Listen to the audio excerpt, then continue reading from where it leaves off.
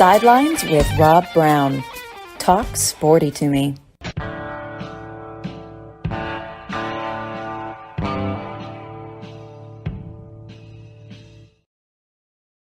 Hi, Rob Browne here on this cold Saturday morning in Memphis, broadcasting Sidelines Saturday Roundtable. We got a great lineup. Dave Tompkins. Maybe it's warmer over there in the low country of South Carolina. I think it's in the mid-20s here right now. We're expecting, 3 to 5 inches of snow here Monday. It's going to be below zero. It's going to be fun. Duraflame logs are at a premium, but hey, it's the winter. I love it. And we're breaking up holes so we can go duck hunting this weekend. Going to be a lot of fun. Alabama's got a new football coach. We'll talk about that. Kevin Scarbinsky is going to check in with us. Doug Dean down in Birmingham will check in from the Black Belt over there around Selma at his hunting camp. And Brenden Martin joins us in hour number 2. Again, lots to talk about. Never a dull moment. We do this 25 times a month, over 300 times a year. Repetition is the mother of all skill. You want to be good at something? Want to be a great runner? Get your ass up and go run. You want to be a great shot? Go to the gun club. Go practice a lot. You want to be great at anything? Live it, love it, learn it. Bring in one of the best for Savant Saturday. Dave Tompkins, man. This is a big day. What a week. Bill Belichick. Well, I was going to say I was on a cruise in New Zealand. Did anything happen in the SEC this week? No, not much other than the goat leaves. Bill Belichick is out. Pete Carroll's out at Seattle right now. And it just like what he's only 72, Nick Saban is. You wonder what's he going to do next? Is he going to go into TV? He'll be the guy studying film, tape. He'll be a lot of fun to watch. But now quickly, Alabama didn't waste time. 48 hours, they go get a coach, Kalen DeBoer. Now, you got to wonder, the last guy that came down to the SEC from the Pacific Northwest, it didn't work out too well for him because he went to the Joe Stalin School of Personality and Charm. I'm talking about Brian Harsin. Kalen DeBoer, have you looked at this guy's record? What, 104-12? And that is his coaching record? 104 and 12. And Brenden Martin is on with us right now as well down in Ocala, Florida, not Gainesville, Ocala. No. But by the way, Dave, you've probably been to Ocala. Brenden, this is Dave Tompkins. He is the former marketing chief for Churchill Downs. So you worked at the World Equestrian Center there for a couple of years. Did you ever go down there yourself, Dave, and visit in Ocala? Not officially as part of Churchill Downs, but I have been to horse country many a time in and around Ocala, and it is absolutely a gem down there. I'm always envious every time I drive through there on the way to my folks' place in Sarasota. We can trade. I mean, I'm happy to come up to there. I'm not a big horse guy. I'm a big football guy. So, but yeah, it's beautiful country out here with the paddocks and endless sort of thing. Interesting fact about Horsetown, USA, by the way, which is more Kentucky Derby winners come out of or have come out of Ocala than Lexington. Wow. So when you drive through Ocala, you literally, that's the thing. Well, welcome to Horsetown, USA. I did not know that. Yeah. That is hell of a trivia. So this is Savant Saturday, Brenden. Thank you. Well, okay, then I'm going to get off because I don't belong here. I just gave you my only horse fact I've ever known that I'll ever going to know. And the most important Derby prep race is the Florida Derby down in Fort Lauderdale. Yeah. Well, there's all sorts of horse, I'm a Colorado guy, but when I first started, when I first came down here in 2017 to live permanently, I sort of happened into working for this new facility called World Equestrian Center, which people, if they don't know what the World Equestrian Center, it's if you've ever heard of the Villages or if you've ever heard of down here or whatever, it's literally the combination of equestrian meets residential meets 6,000 acres of like, if you died and went to horse heaven, this is what you would go into. They have a 5-star hotel with the back of their grand arena is butts up against like the hotel. So all of your, so you look down into the back of like the backside of your hotel rooms, look into the arena. So you can sit there from your room and watch horse events and all that stuff. So it's impressive facility, and it's growing. It's $1 billion facility down here, and you wouldn't think. Good Lord. Yeah, it's something $1 billion, and they're building on top of this. They have an equestrian and golf club called Golden Ocala, which is attached to that. A family called the Roberts family. They own R&L Trucking, which is one of the largest transportation companies in the world. And they're $1 million a day company, and they are literally built like, I mean, it is the nicest horse facility you've ever seen in your life, where they've designed like for the horse, the special composite for the horse to walk on, and so it doesn't hurt their hooves, and they can walk from paddock to event arena, which is a mile away, and they're completely covered because they'll walk through these barns. And they have interchanges to the barns, and they never have to be exposed to the elements. So if it's raining or whatever, that these horses will walk completely covered before they exit out to the facility. And they have 9 restaurants, or 10 restaurants, like 33 shops, and four indoor eventing facilities where they do, world-renowned dressage. Then they do all the hunter jumper stuff inside their 5-star hotel. They have. Like unbelievable companies, the Logano Diamonds and I think Polo and Rolex and all that stuff will be in there. And they spare no expense for anything out there. They have an outdoor live arena, 2 giant expo halls, I think 12 round eventing arenas. So truly, if you're going to go equestrian, you can spend an entire weekend out there and you never see it all. It is quite the facility. Dave, I didn't know that the millennial effect had hit horses. They go from paddock to paddock. They don't get wet. I mean, you think about, it's the mean streets of Churchill Downs. I mean, how did those horses get up there? Oh, it's just amazing how much horse owners spoil their prized possessions, but all good, and it is a treat to drive through there. I don't know it as well as Brenden, but I've been through there a number of times, and it is, just wander off of I-75, 30 minutes in either direction, and you see parts of Florida that you never knew existed. Well, the one thing about Ocala, the reason I remember that town so fondly, in 1973. During the Arab oil embargo, when gas rationing was the order of the day, my father, they had the American Institute of Architects convention at the Polynesian Hotel, which he was working on in Orlando at Disney World. And my mother goes, "Hey, we're leaving in 2 days, spring break, just kind of spur of the moment. We're going to Disney World." So we're driving down there, and my mom and dad, and my 2 sisters and me, and I'm in the back. They always put me on top of the luggage. Yeah. I would just pull their hair and put gum in their hair. And my dad would go, "Boy, you don't stop that, I'm going to knock you in the middle of next week and just backhand you." Well, we're in Ocala, Florida, near Ocala.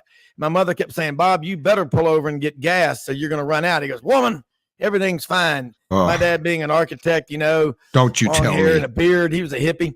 We run out of gas on the side of Interstate 75. How embarrassing. No, and there's still no places nowhere, to stop. Well, but now out of nowhere, this station wagon pulls over, I swear to you, full of hippies. And my dad jumped in the car with them and went to town and got gas and came back an hour later. My mother goes, "We'll never see him again. That's it." He came back, had a can of gas, and he said, "Those people," he said, "they were down there to pick up a friend who'd been in jail. They were from Columbus, Ohio, for a Vietnam War protest." And I said, "What?" My mother goes, "Well, how was the ride with him?" He goes, "I don't want to have to do it again, but it was interesting." And but that's what we remember about Ocala, Florida. All right, big news. I like Maury Gaston. Some research for you. Do you know why Ocala is such a big horse center? Maury has told us this before. A mechanical engineer knows this. The limestone in the soil is what makes Ocala so special. All right, they hired a coach at Alabama start with you, Dave. Kalen DeBoer, his record 104 and 12 or 112 and 14 or something like that. Is he? We're getting an echo here. Is he averse to life in the South? Has he ever coached anywhere in the Southern footprint? Does he understand? I guess he's comfortable with how patient and understanding the Alabama fan base will be while he learns the job. They'll give him 3-4 years to win a national championship. Easily. Just a very, very gradual, smooth transition. The honeymoon period will last until September 28th in the Georgia game. I think he's recruited 3 people out of Texas, and that's his only foray into what would, sort of technically the South. It's really the fork in the road, I guess, is it a Brian Harsin situation or is it an Urban Meyer situation? When Urban Meyer went from Utah to Florida, and I'm obviously hoping the latter.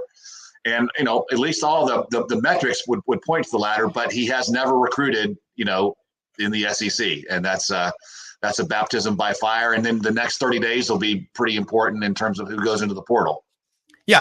Well, Auburn fans, Ed Williams, my friend who's no longer with us, was an engineer from Auburn, was the editor of the Auburn Plainsman. His final article he wrote was, "To my friends in Tuscaloosa, please," he said to Auburn, he said to Auburn, "Give Alabama a win every once in a while so they don't go hire a real coach.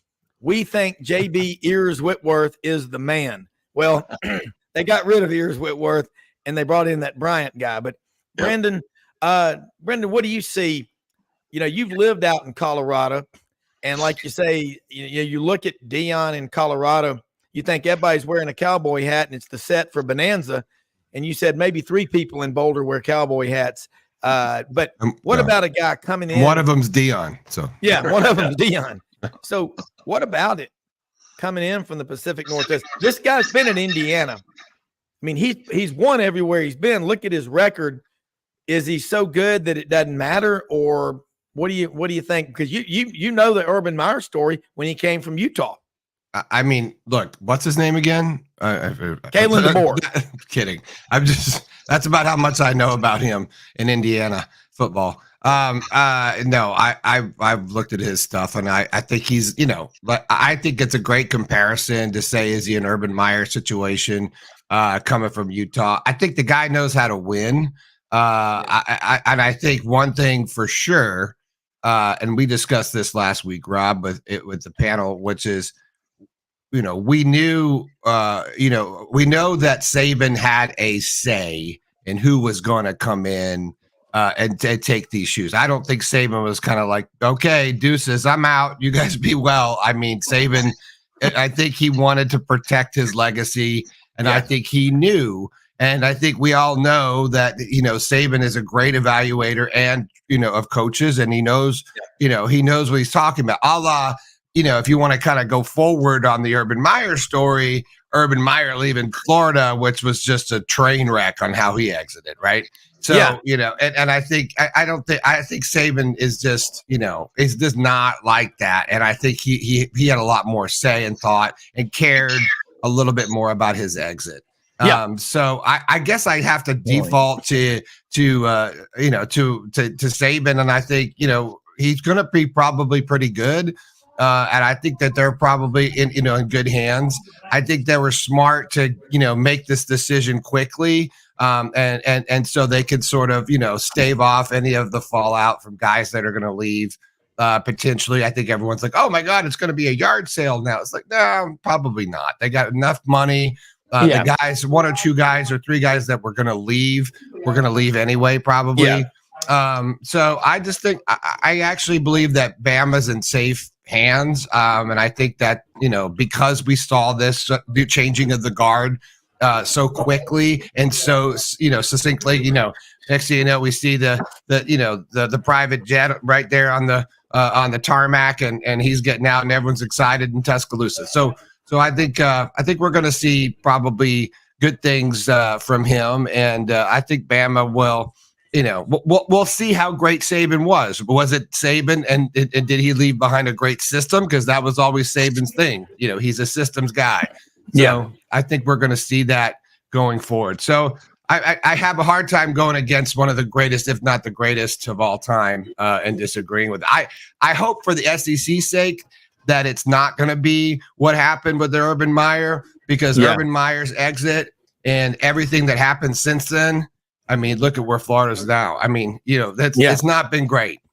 Well, look at Philip Fulmer when he left Tennessee. I mean, just one coach after, Kiffin only for 1 year. You don't look. To me, I never say I want that guy to retire so we can win. You should say I want to beat the best. I love competition.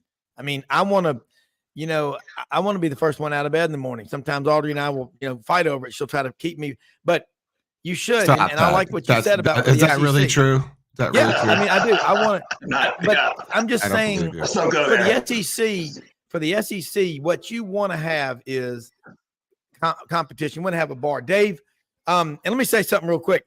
Craig's barbecue sauce, people, I mean, they're not sponsored, but this stuff is unbelievable. In Duval's Bluff, Arkansas, they slice the pork loin, put it on the sandwiches with their homemade coleslaw on the sandwich with the sauce, wrapped in the red and white wax paper with toothpicks through it. And the pie lady, man, we're going over to Duval's Bluff later today or tomorrow to get more Craig's sandwiches. But if you're ever in Duval's Bluff, Arkansas, Craig's original barbecue sauce, the natural state's choice. It's unbelievable. Well, now I expect you to shoot some video of that. So next, Saturday or whatever, we can start seeing some of this stuff that you guys, because you guys literally drive all over the place. You're always on the go. It's fun. And I'm telling you, Dave, you know this, and Brenden, you get out in these small towns and it's really cool. You'll talk to people like Brian Lansing, I know, is listening right now up in Russellville, Arkansas. And get the word out as we keep growing the show and make it happen. And you go to these places, it's really cool. Like Sonia Lewis here over in Parkin, Arkansas, works for the city, and she's listening to the show when Ben Troop was on yesterday because she's a big Patriots fan. So I got Ben to talk a little about the Patriots, and she goes, "You made my day." That's what we're here to do. It ain't about us. It's about our listeners and our viewers. Dave, let's think about something. That'll talk on you now. Yeah, hey, we want to have fun with it. Pastor, I mean, he's my good friend. He's my buddy. I do a show. Yeah, somebody put something up there yesterday about preach on, Brother Ben. That was me. He was on a roll. Yeah. Oh yeah, we call him Pastor Ben. In fact, we did a show with him. We do a show every Thursday, or for a while there, called the Orange and Blue Bloods. And we started the show, and I said, "Hey Ben," I was hosting the show, and I said, "Just lay out." I said, "I'm going to come in with some church music. And I want you to just, be Pastor Ben Troop, and I want you to preach to Gator Nation." And I just had this pipe organ music playing in the background, and he just went off. I mean, that guy he's great though. Yeah, he can talk on it. He is real deal. I love it. The Gator, part of the GatorBaitMedia.com cabal down there of some of the best journalists around. Let me throw something. Okay, here it is. Kelly Leak. So Saban hired Kalen DeBoer. No, Bama was turned down by 3, maybe 4 others. They probably were. I mean, but some people got pay raises, but whoever they got, Dave, the system there, organizational system, the Red Elephant Club, and all that they have there.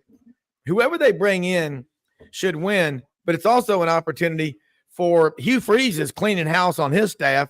I hadn't read to see if anybody else is gone, but transitions are difficult. But if you've got a lot in place like Alabama does, Dave, I don't see them falling down to, the Mike Shula years or the Mike. Brenden made a great point on system. Yeah. And let's go back to 1983, and there was a system, but Coach Bryant really wasn't a system. He was a cult of personality. He wasn't about the process. And so when he passed, rest in peace, a lot of that went with him. And that's what explains, Ray Perkins at the time was a successful NFL coach. I mean, he had drafted Lawrence Taylor and they, he put the Giants in the playoffs a couple years. I mean, he seemed to be the right choice. Yeah. Bill Curry after him seemed to be the right choice. And it is one after another. There was that, aberration that was Coach Stallings in the one national championship. By the way, Maury was just on the little feeder. I watched Coach Stallings' first game coaching Alabama at Maury's condo in Sacramento back in, I think, 1990. Anyways, it's a hot Saturday. But there's a system now, and there's always been the system around the university and the alumni. But there's a system in terms of the football program that didn't exist when Coach Bryant passed. So yeah, I think I'm bullish, but we'll see. I mean, it is an absolute we'll see. So. Well, you know what's crazy? My friend Harold Grader, who 15 years was sports anchor, Channel 5 WMC TV in Memphis. Harold got a call from Logan Young, from Big Logan. And he said, hey, Harold was 21, almost 22 at the time. He was a sports anchor while he was in college on the TV in Memphis. And Mr. Young said, would you like to come over and meet our new football coach at Alabama? And he got the story. It was Ray Perkins was in his living room. It's just, I mean, it just, look, to me, it's a lot different. You're right. 1983, I had this discussion on the way, home last night. Ray Perkins came for the New York Giants back to Alabama. And, he's from Petal, Mississippi, down there near Laurel, near Hattiesburg. He tried to do things differently. Didn't he get rid of the tower and do he things got rid like of the that? tower, and that was really one of the stupidest things that could have ever been done. He got rid of the tower, and that just pissed everybody off. Including the players. Can't do that in the SEC. Yeah, Brenden, I got to ask you now.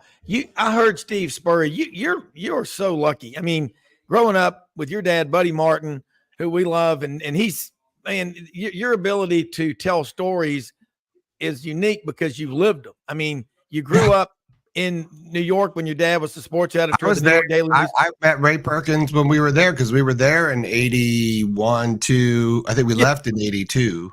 Wow. Dad was the sports editor of the Daily News. Yep. So you lived in, did y'all, man, I mean, and he comes down, of course, he played at Alabama. Bucky Dent. I think I had t-shirts, Bucky Dent for the Yankees. You took a dent out of my heart. I think Thurman Munson, I watched him play, at the yard. So yeah, I mean, we lived in upstate New York. Dad took a train down. We were a little town called Amawalk, New York, which was, just a hop, skip, and a jump from the city. And Dad used to take like 3 trains every day, like for an hour or so every day into the city, and then come back in.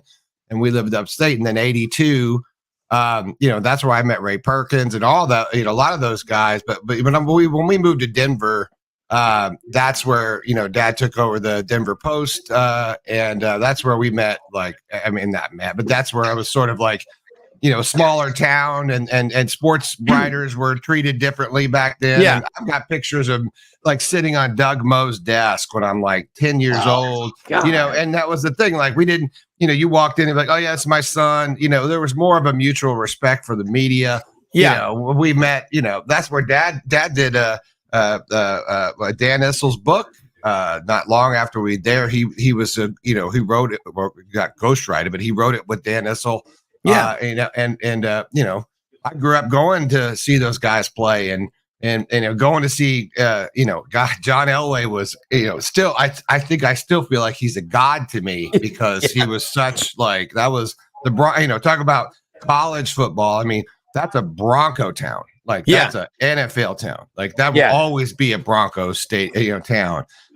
So we just grew up around that stuff, but yeah, Spurrier, now Dad knew Spurrier, back, because he covered him when he was in college when he won the Heisman. Wow. So Dad has had a relationship, because Dad, he grew up in Ocala. So his first, and then he banged around Florida for a while working at St. Pete Times. I mean, so if you see, I'm in his old office here because this is the studio, but he's got turn all that light on so we can see all that. I'm trying to do it. We had a little power. So we've had all these storms. I tell you, I don't know if you guys have been having storms like we're about to get 5 inches of snow Monday, and it's going to be 2 below zero. But we've been having, we've been having this crazy storms. I'll get my camera. I forget you see it, but you get down. But you see all these awards, including Buddy's Emmy and all that stuff. Wow. Yeah, he's won every award, every journalism award. accept a Pulitzer, which they were first runner up for because he was running a newspaper in Charlotte down there when Hurricane Charlie came through. Yeah, and they lost to I think what it was like the gay senator or something. I don't know. It was that story that was like blew up. I don't know what it was, but they literally lost to that story. But they, otherwise I think he'd have that award too. So he's had probably the most storied career of sports journalism you can make. I mean, he'll sit there and start to. I mean, when we were in New York, we went to Lake Placid in 82 or whatever, 1980, I guess. 1980. Yeah, and Dad watched, Miracle on Ice, because he had his sports crew there, and we were down, staying in one of the condos. He gets a call that, the Americans about to beat the Russians, and he runs down there. He can't get in with his credential because it's packed. I think he ends up watching the last period or so, like clinging to the chain link fence, watching it live, so he's got, for all these years, he's got every great story because he was there covering it for some news outlet. Yeah. And Spurrier was no different. So Brenden, you disappeared. All we see is a little circle. Honey, I shrunk my guest. I don't know where I'm gone. I think everyone's had enough of my face, probably, is what it is. I don't know what happened. Yeah, I think. Yeah, hold on. Let me see. Yeah, you guys go ahead. Come spring training or around opening day, we should have Bucky Dent on the show. I've got to know Bucky a little bit. He lives in Sarasota. Anytime. Okay. And an amazing thing I learned from Bucky. We had lunch last April. So the famous home run in the extra game against the Red Sox. Bucky freaking Dent. He actually hit that home run with Mickey Rivers' bat. The pitch before he cracked his bat and didn't really know he cracked his bat, and Mickey yelled at him and said, your bat's cracked, and Mickey gave him his bat, and so Bucky Dent hit the arguably one of the top 2 or 3 most famous home runs in history with Mickey Rivers' bat.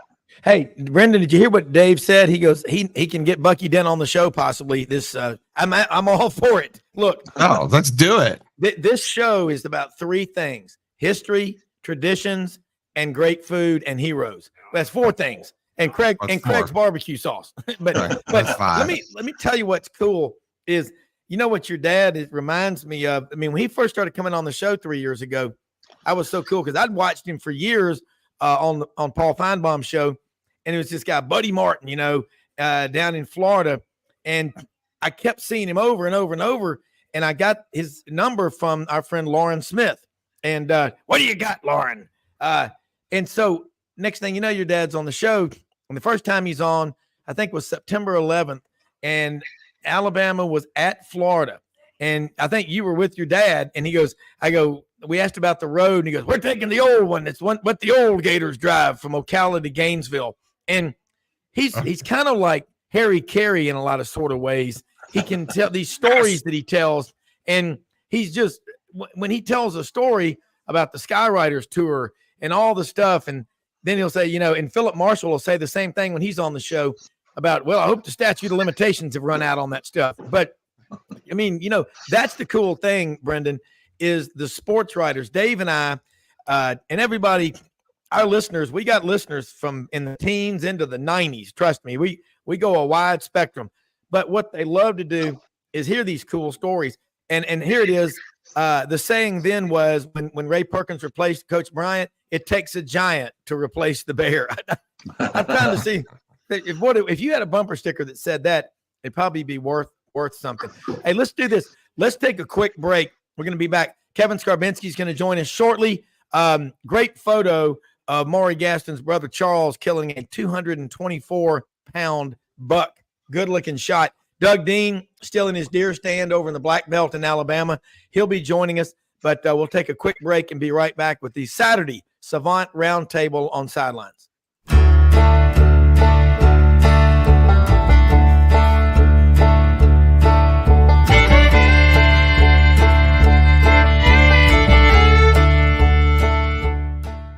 In a perfect world, you'd set a health goal and results would happen overnight. In this world, the real world, it takes time, dedication, and the right support to achieve your best self. The Vitamin Shop's health enthusiasts are here to make sure you're not wasting a single moment on the wrong supplements. From the highest quality sports nutrition and superfoods to the most sought after trends, you'll find a huge variety of science-backed solutions for every goal. And the people to help guide you along the path to greatness.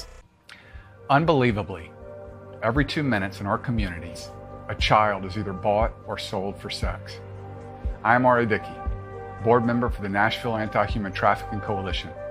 Join me and millions of others in our fight against human trafficking and for its victims by helping to educate the most vulnerable among us, our middle and high school students. Go to nhtcoalition.org, become a partner, and help keep our families safe, because none of God's children are for sale.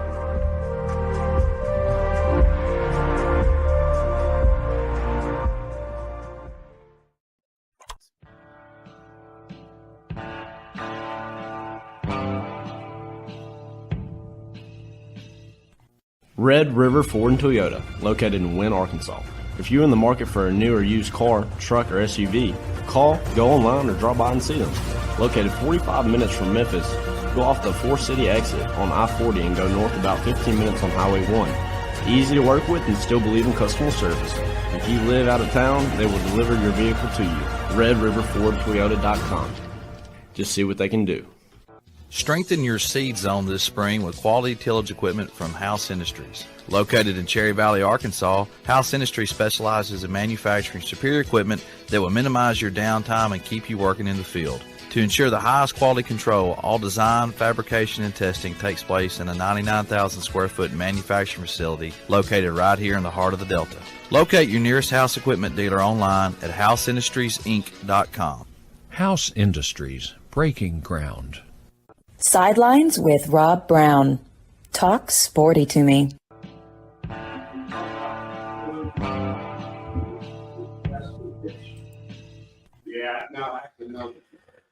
All right, Rob Browne back here with this esteemed Savant Saturday panel. And one thing for sure that well, when you talk about the people you got to meet growing up, your dad being a sports writer, and that is the best thing that you can do to your kids when they're young is just put them in front of people and just make them meet people, learn how to, react and handle situations maybe where they have to talk to people, and as opposed to the kids today, a lot of them, and adults too, just stare at their phones.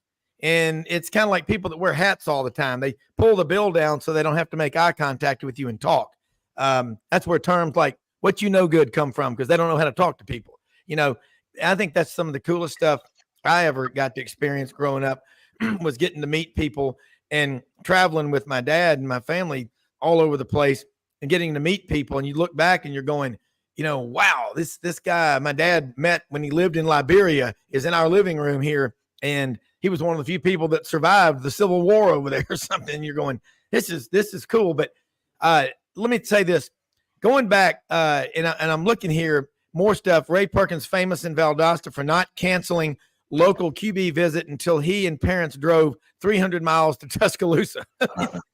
You can find that on any coach, whatever. But looking now, guys, Franz Beard, and Buddy knows Franz really well. Franz is on another level. He's very smart. And Franz and I talk a lot. He called me a couple of days ago, and I mentioned this.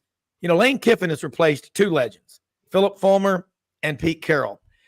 But the only coach that Franz could think of who ever successfully replaced a legend was Dr. Tom Osborne in 1973 when he took over from 62 to 72. Bob Devaney had come from Wyoming, and then Osborne took over and did it for 25 years. And then Frank Solich wasn't doing too bad, and they got rid of him, and then look what Nebraska did. Brenden talked about it. The exit of Urban Meyer from Florida, it was awful. And they didn't have a plan in place. I mean, looking at it from 40,000 feet above, guys, if you look at the University of Florida, what all they have, to borrow the line, from from Ernie McCracken in the movie Kingpin, when he talked about how could Roy Munson blow his life with everything. He goes, "You're on a gravy train with biscuit wheels," but they didn't have a plan. And Florida's still right now, they're kind of like, I think Auburn's trending up in a better way, but Auburn just experienced their third straight losing season for the first time since 1948, 49, and 50, when Earl Browne was the coach. He was a Notre Dame grad, good-looking guy, and everybody would say a fine man, a good man, couldn't coach a lick. Kind of Auburn's version of J.B. Ears Whitworth. Tell me this, Dave. Alabama fans this year, there's a lot of talent on the roster. There are going to be some guys say they're going to the portal. I think Kalen DeBoer will be able to keep most of them. I don't think many of them will leave. I'll be shocked if they do. Yeah, it's a total, half empty, half full situation, in my opinion. That the half empty it was 25 years between Bryant and Saban, and a lot of otherwise what seemed to be good hires didn't work out. And back then it was the talk was it's like following John Wooden at UCLA, and that didn't. They were 25 years before they won their one national championship after Wooden left. The half full is everything we've been saying, is that he his 104-12 record, the fact that he goes to Washington, and Washington had a horrible year the year before he arrived, and then he goes 25-3 at Washington, gets them into the national championship, beats Texas, the team that stomped on Alabama in Tuscaloosa. So all the metrics point positive. So the analytics say he's going to do real well. The intangible is the concern. Never having recruited in the SEC, never really been in the South. And just the fact that it is hard to replace the legend, regardless of where you are. And you're right. The Nebraska example is the only one that I can think of where, Devaney won multiple national championships, and then Osborne came in and took it to a completely different level. So yeah, let's hope it's like that. Yeah. Because, prior to Bob Devaney coming to Nebraska, and remember the joke was Oklahoma and the Seven Dwarves. I mean, Nebraska's been good. They have not failed to have a sellout in Lincoln, Brenden, since the early 60s. I mean, since 1962 when Bob Devaney, and he came from the other cradle of coaches, that being the University of Wyoming. Pat and I went there for 1 year. Fred Akers was there. But again, that's where Bob Devaney came from to Nebraska. Brenden, have you been to Lincoln before? Oh yeah. Yeah. I've been to Lincoln. I've seen him many a game in Lincoln. Excuse me. I mean, growing up in Colorado, it's just down the road. Yeah, down the road. In fact, that was the only real football that you could get at a la McCarthy exit in Boulder. But I remember going to the great battles of McCarthy and Osborne and seeing those great Nebraska Colorado games, which were awesome. And then it's sort of like, that was the end of it for college football out in that kind of world. Listen, it's, well, I mean, obviously Nebraska went on, but I think what we're seeing and what we're sort of outlining is that you want to hope that, they left the cupboards full, right? That there's guys that, I just sat here and said, well, we hope that this is a systems thing and that Saban's got this figured out, for the, because if you're a college football fan, you don't want to, you kind of hate to see, I mean, you like the changing of the guard a little bit, but you don't want to see what's happened at Florida, right? You don't want to see this happen because it's really sad, and because it's part of our, steep tradition in the SEC. I think I'm concerned. I will say this. I have pause for what's going on in Tuscaloosa right now because, I have some PTSD a little bit as a Gator fan. And I'm like, I was excited about a couple of these guys that came in, went in Florida, and I have a hard time mentioning their names because, again, it hits those trauma buttons for me. Dan Mullen being my I was so excited to have a Dan Mullen in there. It was ridiculous. I thought this was the coming of whatever. But I will say that, if I were to give advice to as a fan to to Bama fan, is that right now you gotta you don't get like trigger happy here. Let somebody stay and figure this out, because it is a very difficult job to come in and fill these shoes. And you're going to have a lot of you got a lot of his recruits and everyone's still in there. So you should be pretty good next year. Yeah. And the following year. So, don't just kind of, figure that out. It's not really about a big name. Look what happened to Urban Meyer. Like, that was sort of an awesome thing. But man, you don't have an Urban Meyer in there. Florida is just, they're nothing. So great points. And I just really feel like you got to be careful here, and you got to be a little bit patient. I really am surprised that it wasn't. I hate to say it. I'm really surprised it wasn't Lane Kiffin. He must just not like Lane Kiffin, and I get that. But I just kind of felt like that was going to be like they were going to go get an Alabama guy, like one of his Sabanites, that I kind of felt like, I even thought, Billy Napier might even, you just don't, not that you would pull him up, but I'm like, you just can't kind of think that you start making your kind of weird list in the SEC of where it's going to go right now. And when we're talking about this, let's talk about the ACC, because if there's a coaching availability and all Talatrashy up there, as we like to refer to it down here, then nothing warms my heart than a little NCAA violation in Tallahassee. I can't tell you. Warms your heart, doesn't it? Yeah, warms my heart. That's like oatmeal for my soul right there. And they're talking about Dion, would come down and be a coach down there. I said, well, we're talking about a shakeup right now. But I guess it all alludes to you move like this major chess piece on the board, of college football, and you really are taking a Saban, and he's the knight, right?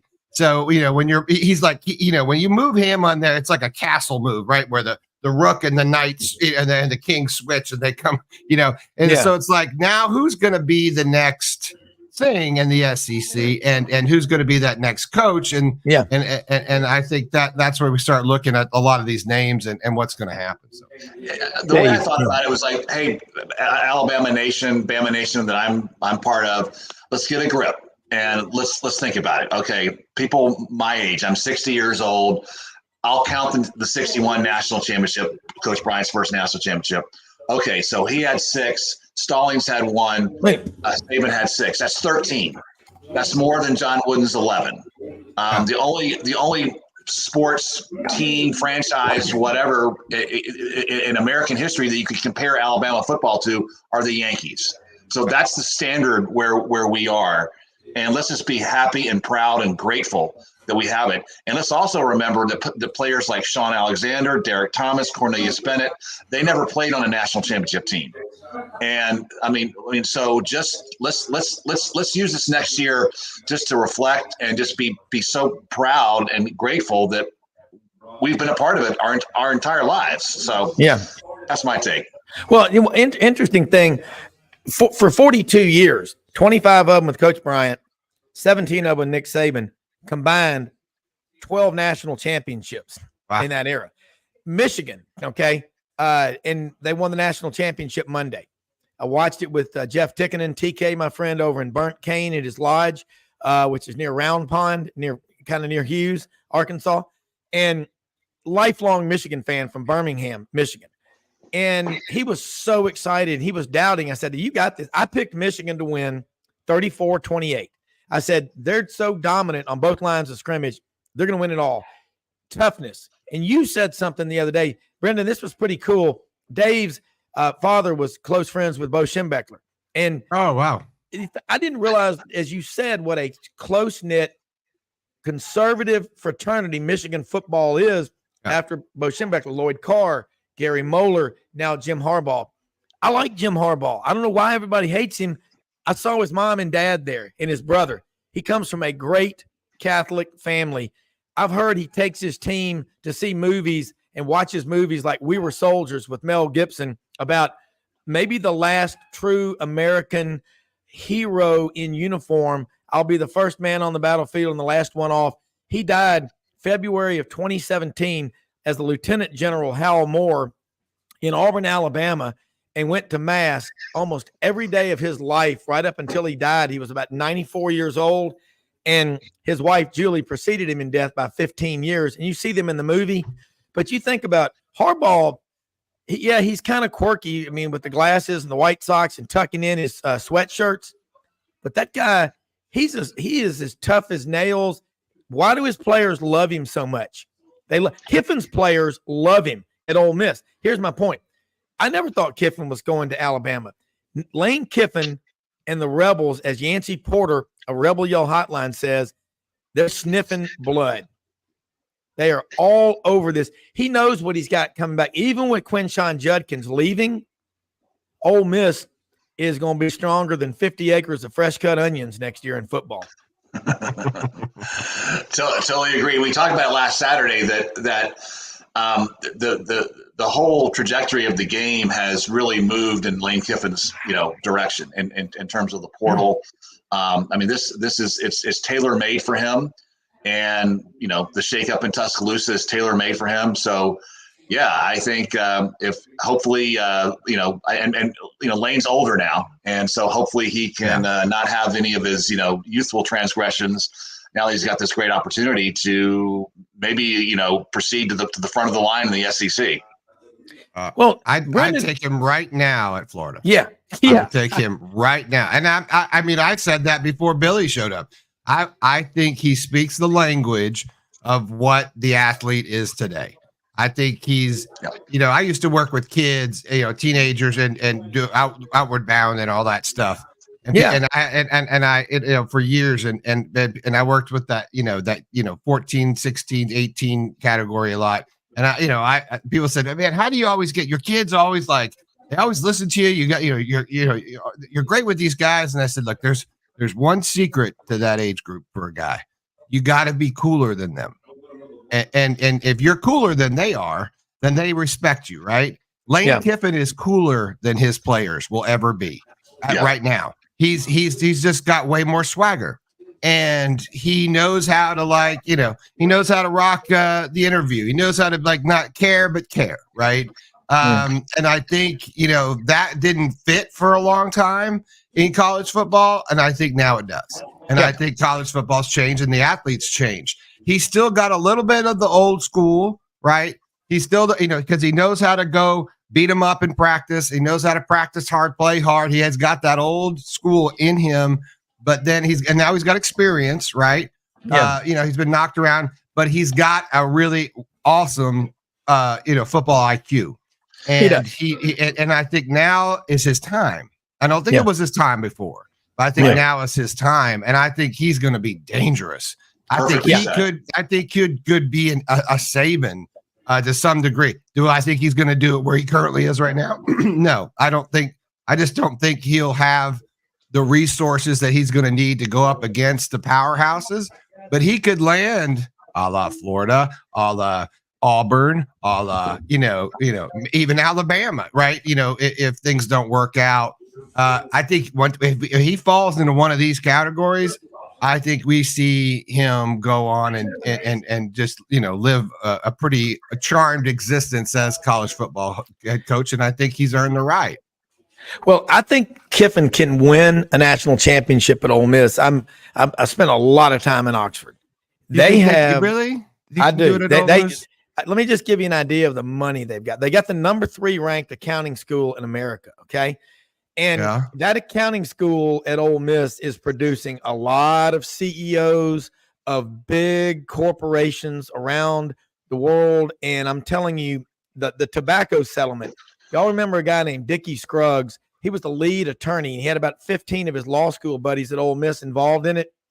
Scruggs' take was over $700 million. And I had a friend that lived in Oxford. He passed away, one of my best friends, and there was a law office next to his. It was a couple, and they were bored out of their mind. Their deal was $360 million paid off at $24 million a year over 15 years. And so they had an office, and they got $2 million a month just to exist. Some of those people are involved in the Grove Collective. I'm just telling you, there is a lot of money that Ole Miss people, you don't realize it. They just completed a fundraising drive that was to raise $1.5 billion for academics and $500 million for athletics, and I believe they surpassed their goal. Okay, so what you think of the state of Mississippi, it's Alabama's savior. Now, there's a lot of money there. They got they got a great pharmacy, great law school.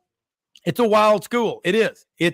But I mean, look, what does Hemingway Stadium seat? Like what bought 61,000? 64,000? Yeah, but you got to remember the state of Mississippi is less than 2.9 million people, but it's an hour from Memphis. But they're going to expand it. I'm just saying, Kiffin has figured out the portal like Saban figured out the high school recruiting thing, and Kirby Smart. And instead of someone buying a puppy, a lot of people will buy a started dog. He's buying started players in the portal. That's what he's doing. I get that. It out. I get that. I'm just saying. I don't doubt that what you're saying about money, but I'm just saying. Look, you talk about Michigan. Like, why did Michigan? Look, 104,000, 103,000 people in the stadium. You've got, Alabama. You've got, what's Bama seat? You've got at least 96, 102. Yeah, okay. Yeah. Florida, 98, 99,000, whatever it is. And they're revamping a brand new stadium. I know that these things don't seem like they matter, but they matter as far as fan base and stuff. So I just feel like they could get there, but I think they need to be bigger, right? Yeah, they will. That's a very good series of points there. And I'll just throw it back at y'all. I've been to 52 games at Ole Miss, 37 at Mississippi State, hundreds of Auburn games. But I've been to Neyland, I've been to Fayetteville, I've been to Baton Rouge, I've been to a lot of places. They have more fun at Ole Miss. And their fan base now, as great as their history is, Johnny Vaught was there 24, 25 years, won 196 games, 6 SEC titles, and 3 national championships. But they didn't have a good succession plan, to follow him. They're going to have to expand the stadium. They were going to do, Brenden and Dave, a $350 million stadium renovation. They postponed that to put that money just in reserve. And a lot of it's going into NIL. But what Ole Miss is doing in the last 3 years, they've won 10 games 2 years ago. Last year, they 7 or 8. The season fell apart in the end when Kiffin was being courted by other schools or he was courting with them. And then this year they won 11 games. They've never done that in their history. So once your mind expands from its original size and goes up here, Dave, when you went to West Point, you graduated West Point, your mind, a lot of science and math. Then you did 5 years in the Army in Europe. Then you go back to Stanford and get an MBA. How was that for juggling your head? You know what I'm saying? You ain't ever looked back. I think Ole Miss is in new territory now, and they're not going to give up. Kiffin, you're right. He's an introvert more than people realize, but he's a genius. I think what's going to happen is I think, Rob, you're right. They're going to have a really good year next year. But they have is their schedule relatively easy or Georgia difficult? in Oxford, no Alabama, and Oklahoma in Oxford. Okay, so easy, I guess. Relatively Compared speaking. to Florida's. Yeah, and Florida has a brutal schedule. So toughest in the country. If the gap that is Saban is filled by Lane Kiffin, I think the natives in Gainesville and in Knoxville are going to just go off the charts and say, F this. Look, we're going to get the right coach in now, and we're not going to let Ole Miss get way ahead of us. And I think that'll happen. Brenden knows a lot better than we do in terms of Florida, but it just seems to me that's what will happen. Brenden, I agree. I don't know. I think Florida's got to get back there. What I like about this show is that we talk about the SEC. And it's not so driven because I talk about Florida so much, and it's always disconcerting to see with the state of Florida, whatever it is. But in the end of the day, to me, in my mind, it's like because we talk so much about facilities.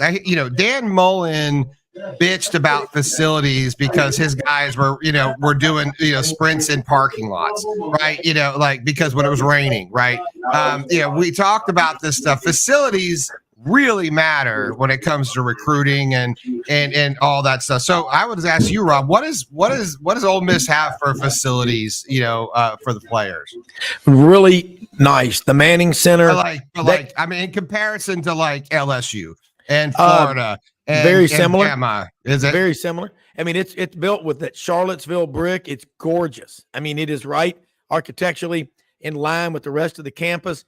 They are pumping a lot. Let me tell you where they tap into the Memphis bond business.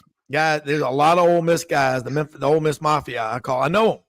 They make a lot of money, and they're pumping it in to Ole Miss. They're starting to believe. Now, in the past, I'd be down in Oxford. One of my friends said one time Auburn had played Ole Miss, and Auburn beat them there, and like they usually do. And he said, Browne, he goes, man, y'all are mad as hell because you didn't win by enough. He goes, man, if we go back then 11-game schedule, 7-4, man, we're like, hell yeah, this is great. And I said, well, try living in the same state or being a bunkmate with the world champion with Alabama. I mean, that's what that drives that. Now look at Mississippi.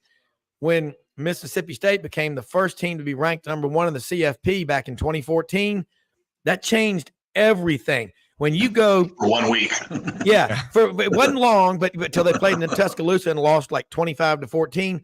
But I'm gonna tell you, when you go to Starkville in that stadium and that big jumbotron, the big screen, and the Mossy Oak people and all, my God, the cowbells, the Junction, both of those schools, it's crazy. And something that was pointed out to us yesterday by Bo Carter, our friend, National Football Foundation, Baseball Writers of America. It was really cool. He said the 3 radio guys for Southern Miss, Ole Miss, and Mississippi State. Jim Ellis is at Mississippi State, and I know David Kellum at Ole Miss, have all been doing it for 46 years broadcasting college baseball. Do the Gazendas. 3 times 46 is 138 years. They're now realizing in Mississippi, okay, instead of just walking out and seeing success as a burden, they're starting to embrace it, especially at Ole Miss. And the Ole Miss people are starting to realize, okay, if I invest, things are going to happen. I don't see, and here it is, Shoney, the ultimate cynic. I love you, but Lane Kiffin may be a modern Mark Richt. Ole Miss is figuring out this out-of-state student stuff just like Alabama has. Well, they do, but it's just Lane Kiffin. He's come in and shaken. I think right now, isn't he down in Florida fishing somewhere? Is he even in Oxford? He does his own thing. Well, here's the thing. For as much as I like Lane Kiffin, this is what Florida had in Urban Meyer. Yeah. And this is the intangibles. Urban Meyer he's steeped in old school tradition. Okay. Like that's his thing. Like he's not like a Lane Kiffin in that sense. Urban brought in the Gator walk, right? Which is still something they do, when they walk in, they walk through the crowds and they walk up to the stadium, before the game, and they're all have to wear suit and ties. We all watch Swamp Kings and all the things that he did.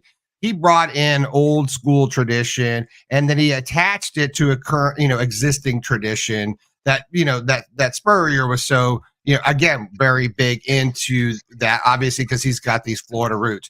He's a builder. Urban will tell you, I'm a startup junkie. He likes to go in and fix things and stay there for 2 years, and then he likes to leave. And he told us that on our show that we have with him about 3 weeks ago. He just said, I like to start things and then I like to, kind of go 3 or 4 years. He's a builder. I don't think Lane Kiffin's a builder. I think Lane Kiffin's got swagger. He's smart. All the things that we said. I don't think he's a guy that's going to be like, okay, over there, if we're going to have, he's not a visionary, I think he's sort of a little Hollywood still, and he likes the sexy. And when that sexy comes up for a bunch of money, I don't think Kiffin's got, because he certainly has shown he's got loyalty to anybody. He's got a loyalty to Lane. And I think that he would walk for a whole bunch of money. And if he goes and has a great year this year and he goes and wins, whatever it may be, I think that's the problem that they're going to have right now in Mississippi, is that you're going to have a hard time holding on to Lane Kiffin. Even though you're going to throw a bunch of money at him, I could see him wanting an NFL job one day. I could see him wanting to go and be out of it because he likes the Hollywood and he likes the limelight. And I think that will be difficult for him to hold on to being in that. Well, what I do know this, we're going to take a break. He loves it in Oxford, and people don't realize this, that I think his ex-wife even lives in town now. All their kids are there in Oxford. And for the first time, he's really, really loving all this stuff. And I think Ole Miss, look, Dickie Scruggs alone, $700 million take. Now, he went to federal prison for 7.5 years on a bribery charge and some stupid stuff, but he's out now. But he ain't the only one they've got. Jim Barksdale years ago started a company called Netscape. Listen, I know a lot about Ole Miss. I don't know everything. I'm going to tell you, their fans are smelling blood. They are smelling it, and they're not going to give up. I think their attitude is, we've gone this far. We're not giving up any ground. All right, let's take a quick break. This is great stuff. Man, what a conversation. I love this because, and I want to say this real quick, Brenden. The talk about Florida is, I love it because I think everybody's wondering, and Tennessee. And then you start looking at Texas coming in and Oklahoma. We think the SEC is fun now. We're just getting started, folks. It is about to get really on another level of fun. Someone asked me the other day, do you think Oklahoma is a good fit for the SEC? I said, did you look at the election map in the last presidential election? Every single county in the state, blood red. We'll be right back.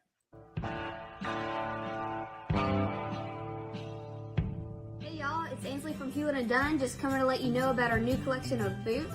It's going to be our dress boots. They're the horsepower collection, and they're genuine exotic leathers and really comfortable. Comes in all different sizes and patterns, so come check them out.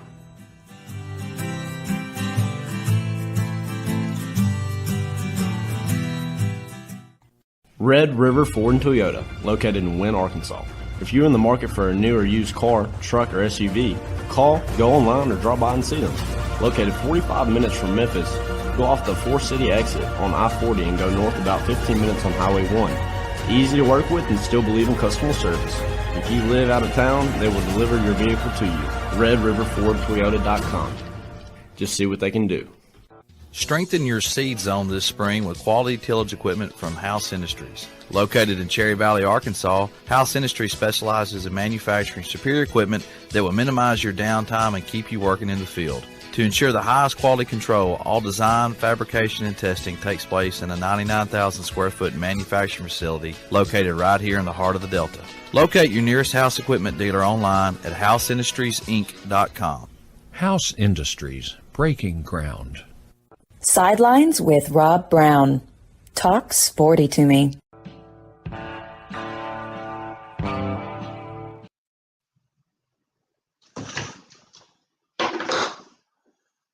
Esteemed panel, that now that I'm unmuted, but hour number 2 coming up here. Let me say something real quick too about the Vitamin Shop. 5338 Goodman Road, Olive Branch, Mississippi. That's 2 syllables, Mississippi.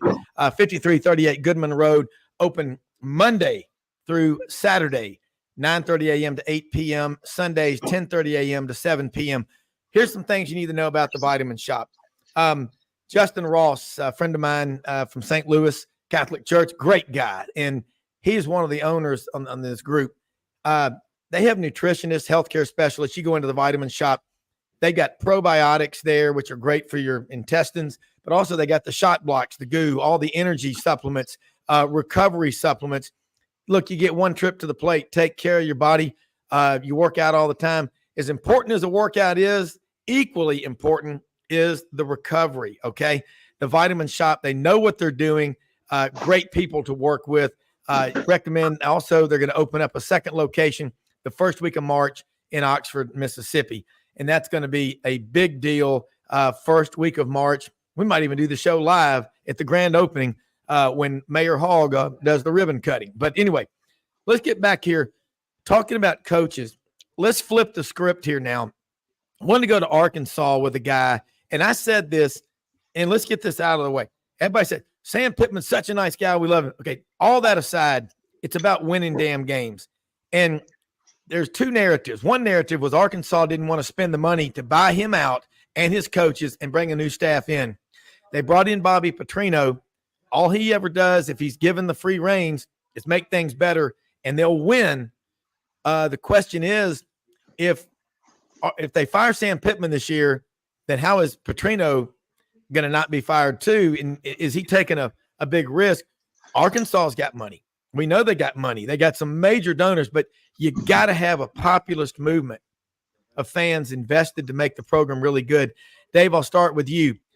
Why can't Arkansas, real quick, and Kevin Scarbinsky is going to join us, why can't Arkansas get the momentum going with Sam Pittman? Did he stabilize them and keep them from completely going under? Has he done as much as he can? Just in 30 seconds before we go to Kevin, can he make it? I don't think so. I'm frankly bewildered by Arkansas, both Arkansas football and Arkansas basketball, and how crummy their basketball team is proving to be this year. Well, back to football. Yeah, I don't think so. I think it's just not working for whatever reason. Yeah.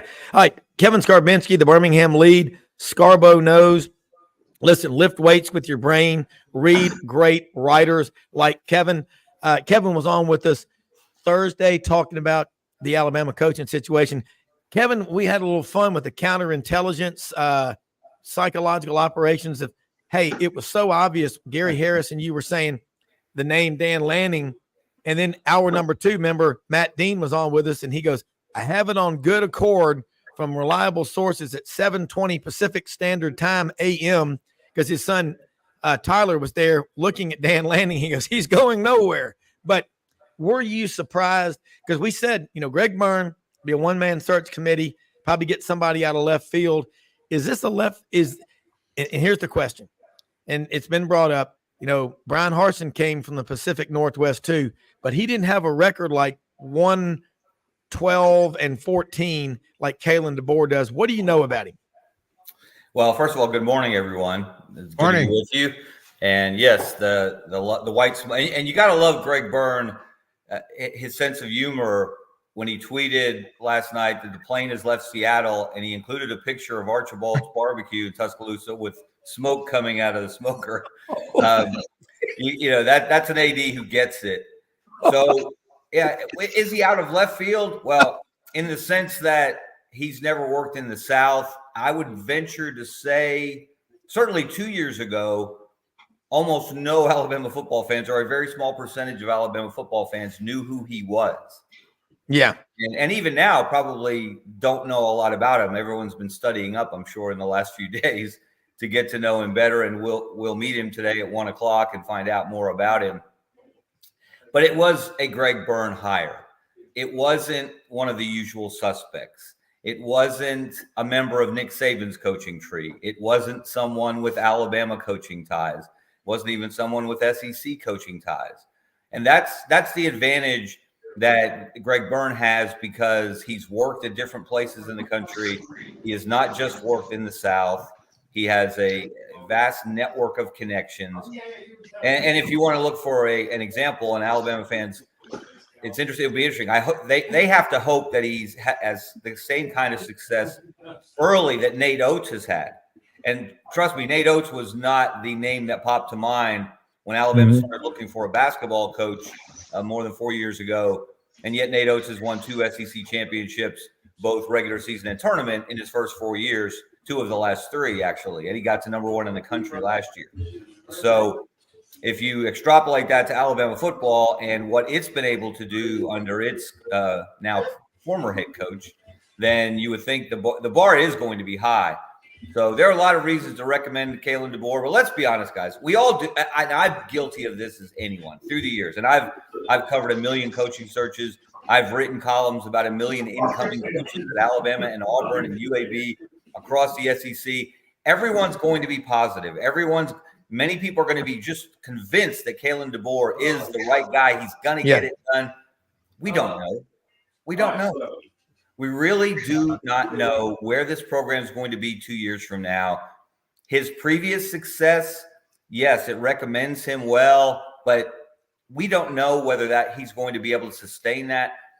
The one thing that concerns me, not necessarily that he does not have recruiting experience in the South, but he has not recruited at an elite level. Now, he's done it out of the portal, and Washington obviously got a lot of great players out of the portal, led by Michael Penix Jr. And he's not going to be recruiting at Washington anymore either. He's recruiting at Alabama, where you've got a lot of built-in advantages. So can he recruit at an elite level out of the high school ranks? Because I think that's imperative. You cannot do it primarily out of the portal. You can supplement out of the portal, but that's going to be one of the keys to his success.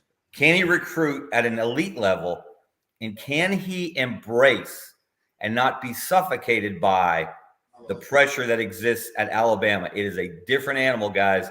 And everybody thinks they know big-time football. Until you've been in that environment, it's just different. Can he handle that? He seems like he has the personality that will allow him to do so, but now's the honeymoon. We'll see. When they lose the real test of Kalen DeBoer will be when they lose their first game. Yeah. Well, Dave and Brenden, this is Brenden Martin, Buddy's son, over here to your right, Kevin. And listen, Dave and Brenden were talking about how understanding and patient the Alabama fan base is expected to be. I mean, the long rope. As my wife says, going to many Auburn games, she's evolved for life. She goes, I've never seen fans like Auburn fans. Y'all win 35-7. What's wrong with the defense? I mean, you get mad when the other team gets the ball, but that's what it's like in the state of Alabama. There is nothing. I have never seen anything like it in the country. But now Brenden and Dave, he came from Pottsville, Pennsylvania. Kevin did going into his senior year when his dad was relocated down to Daleville or Enterprise, Alabama. Troy. Ozark. Okay. Ozark. But either way. Oh, Wilbur Jackson, if you remember Wilbur Jackson, number 80 for the Tide way back when. Absolutely. Ozark, Alabama. And Enterprise is the home of one of the great country singer-songwriters, Jamie Johnson, whose great quote, "Crazy became my new norm." But Kevin, you adjusted, but when you first got down in the South, coming from Pottsville, Pennsylvania, it might have been a little shock, boiled peanuts and cold beer on the tailgate of a pickup truck.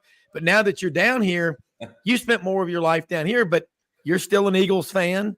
You'll never get that out of you. But that's the thing, man, you just nailed it. He's recruited, but not at an elite level. And you're going to be at the press conference today, correct? Well, I'm trying to make arrangements to be there. My better half is out of town visiting our sons in Gainesville, so I've got some personal family responsibilities. So if I can be there, I'll be there. If not, I know you'll be there. I will say this: I was there for Gene Stallings' introduction. I was there for Mike Price's introduction. I was there. We're rolling, baby. I was there for Nick Saban's introduction, et cetera, et cetera. Go back to Mike Dubose. The Alabama coach, going back to Perkins, I wasn't there for his because I was the Auburn beat writer at the time. Well, no, when Perkins was introduced, I was still in college. But when Bill Curry was introduced, I was the Auburn beat writer, so I was not there that day. But the only Alabama coach since starting with Gene Stallings that I wasn't there for his introduction was Mike Shula. So I don't know if that means anything in terms of omens if I'm not able to make it. But I will say this: Dave mentioned rope. This is a perfect insight into Alabama fans. I spoke to the Gadsden Quarterback Club some years ago, and before I got up to speak, members of the club introduced guests they had brought with them, and someone had their father-in-law with them who was from New England, some Massachusetts, somewhere like that. So I like to ad lib when I give these talks. So I thought, well, I'll have some fun with that. And when I got up to speak, one of the first things I said was, I'm really glad to know that I'm not the only person from north of the Mason-Dixon line who's here tonight. And in the greatest ad lib I've ever heard personally, somebody in the back of the room immediately shouted out, "Damn, we only brought one rope." Holy cow! Welcome. Yeah. Turns out he was a prominent lawyer in Gadsden. There we go. Well, the cool thing that you just mentioned about being at all these introductory press conferences, and no matter what, you'll be there. And Brenden, he's got 2 sons in school at University of Florida, and he went there for grad school. But look, this is going to be exciting for Alabama people. And the question is, can Nick Saban, if he has an office in the football complex, how's that going to work out? Who knows? But y'all jump in on this. This is great stuff, Kevin. I'll do a little Bo Schembechler anecdote right now. So and after he, I think 89 was his last year head coach Michigan. Then he was athletic director, I believe, for 2 more years to 91. Well, from 91 until he passed in 06, so that would have been, 15 years, he maintained an office at Schembechler Hall, which is the athletic, and his office was right next door to the head coach. So Gary Mueller, then Lloyd Carr. And when they would visit each other, it's not that Coach Bo went to coach, to Lloyd Carr's office. Lloyd would come into Bo's office. And that was the dynamic that existed for those 15 years, between Coach Hank, quitting coaching and then him passing. So it's going to be interesting to see what it's like in Tuscaloosa, with Coach Saban hanging around. Brenden, I just think it's toxic. I think it's a bad deal. I think because when I've seen it, we saw it with Philip Fulmer. We saw it. That was never good. It just depends on the guy. Saban's, Saban, he's intense, right? I mean, watching a clip of him last night I think they were up 52-0 or whatever it was. And I don't know who they're playing. And it was last 8 seconds of the game. And he's yelling at everybody, nickel, calls timeout. He says, we got to get in our nickel. We got to have composure. Like, dude, you're holding on a little tight, but I get it. That's where you come from. I just think how is he just going to chill? It's like Spurrier. Spurrier's like the ambassador. Yeah, I mean, he's a great guy. But, Spurrier's known to shoot his, say what he wants to say, right? Some of that stuff hadn't been so great, and it's not made, I think he tries to be supportive of the school because he's getting paid a whole bunch of money just to, to be there. But I think there are times where he's, they're very critical of Billy. And I think that can be hard for a coach who's trying to figure it out. Trying to win. I just think it's toxic. I think you got to go kick on down the road. You're done. Thank you very much. And the next guy has got to have a chance to make it his deal. And that, because those were that's where the great ones come from, and it's tough in the SEC. And I, appreciate what you're saying about, what's happening in, at Alabama, which is like happening at Florida.